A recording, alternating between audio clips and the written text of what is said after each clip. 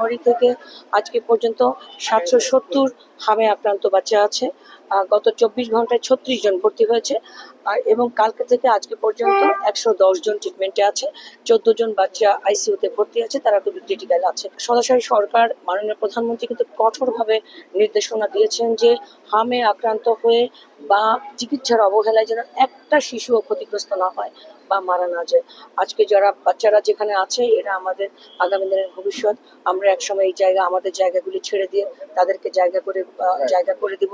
সুতরাং এই বাচ্চাগুলি যাতে একেবারে নিঃসংকোচে সুষ্ঠু চিকিৎসা ব্যবস্থাপনায় বড় হতে পারে, সেই নির্দেশনা মাননীয় প্রধানমন্ত্রী রয়েছে।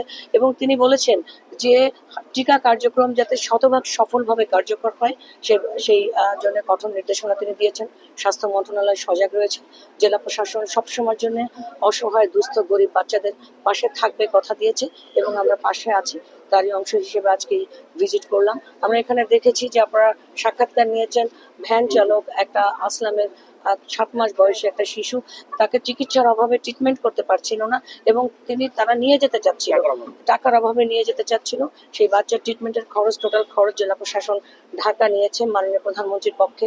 একটা ইমামের ছেলে, যে তাকে চিকিৎসকরা ধরেই নিয়েছিল যে সে 12 ঘন্টার ভেতরে, ভর্তির 12 ঘন্টার ভেতরে মারা যাবে। তো হসপিটাল কর্তৃপক্ষ, ডাক্তারদের আন্তরিক প্রচেষ্টা, নার্সদের তত্ত্বাবধানে শিশুটি এবং আল্লাহ পাকের অশেষ রহমতে সে এখন ইমপ্রুভিং একটা স্টেজে আছে। জেলা প্রশাসন তারও চিকিৎসা সেবার দায়িত্ব নিয়েছে। সবকিছু মিলিয়ে আমরা পাশে আছি।